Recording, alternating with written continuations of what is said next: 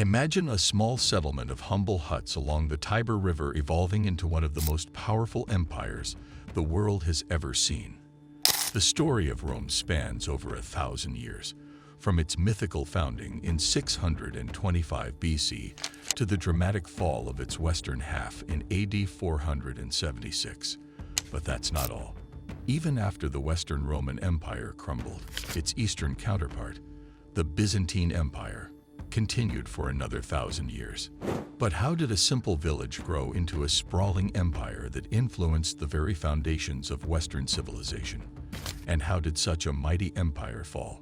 Stay tuned as we dive into the fascinating rise and fall of Rome, a story of innovation, ambition, betrayal, and resilience.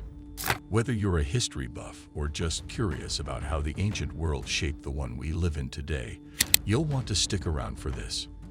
By the end of this video, you'll understand why Rome still influences us in ways you might not even realize. Before we dive in, don't forget to hit the subscribe button and turn on the notification bell so you never miss content like this. The founding of Rome, a humble beginning, c. 625 BC. The story of Rome begins with its foundation around 625 BC. Legend has it that the city was established by the twin brothers, Romulus and Remus, who were raised by a she-wolf. While this story is mythical, archaeologists believe that Rome was actually born from a union of Latin villagers and settlers in the surrounding hills. Why?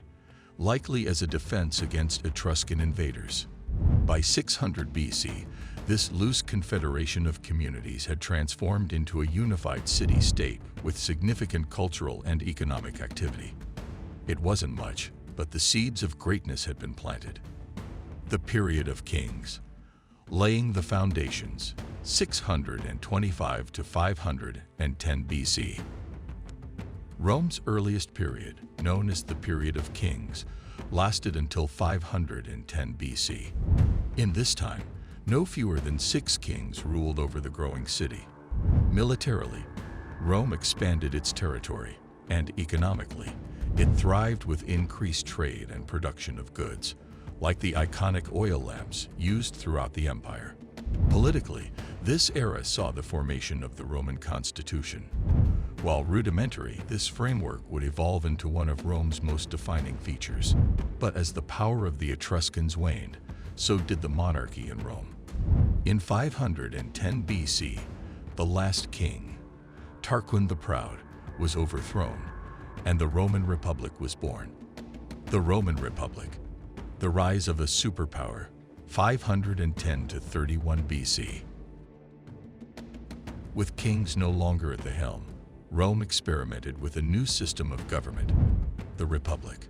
Power was concentrated in the hands of the Senate and the equestrian class, also called knights. However, in times of crisis, Rome could appoint a temporary dictator. A major turning point during this period was the establishment of the 12 Tables in 451 BC. These standardized laws became the foundation of Roman legal tradition and ensured consistency in public, private, and political matters. Militarily, the Republic was unstoppable.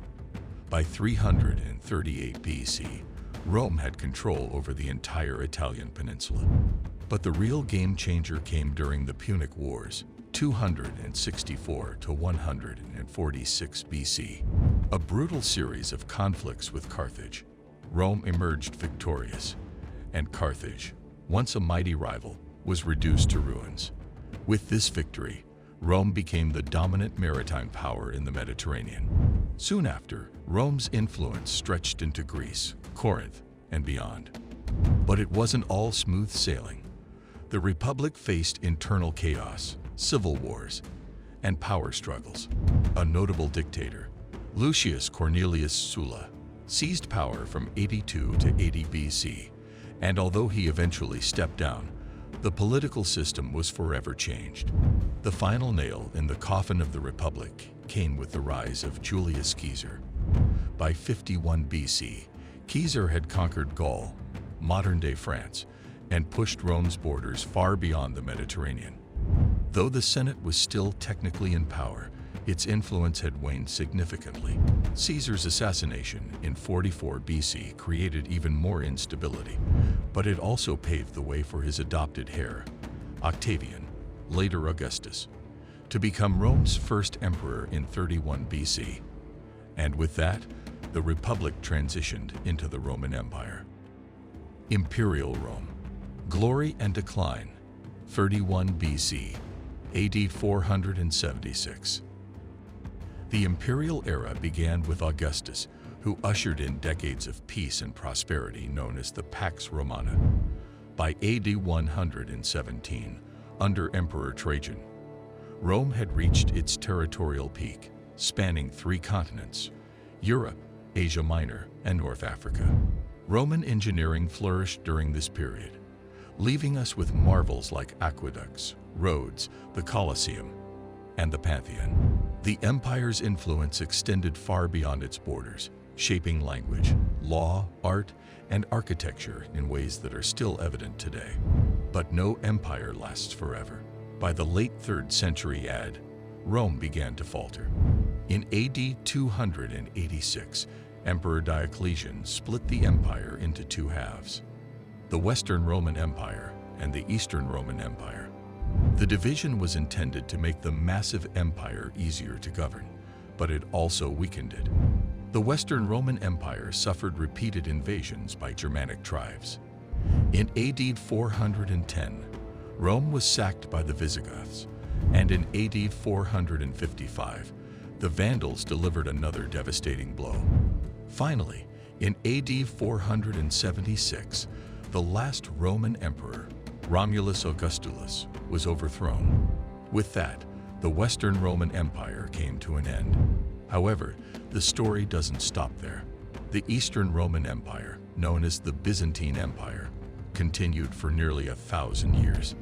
Its capital, Constantinople, stood as a beacon of culture and power until it was conquered by the Ottoman Turks in AD 1453. The legacy of Rome, a civilization that never really died. So, what made Rome so influential? Its government, legal systems, military strategies, architecture, and even language are the cornerstones of Western civilization. The very concept of a republic, with checks and balances, inspired countless governments around the world. Roman engineering influenced infrastructure for centuries, and their use of Latin shaped modern languages like Italian, Spanish, French, and English.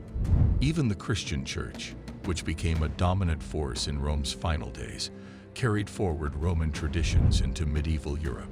Rome's story is a reminder of how innovation, ambition, and adaptability can leave a lasting mark on human history, even after the empire itself fades away. Moment of debate: the legacy of Rome. Here's something to think about.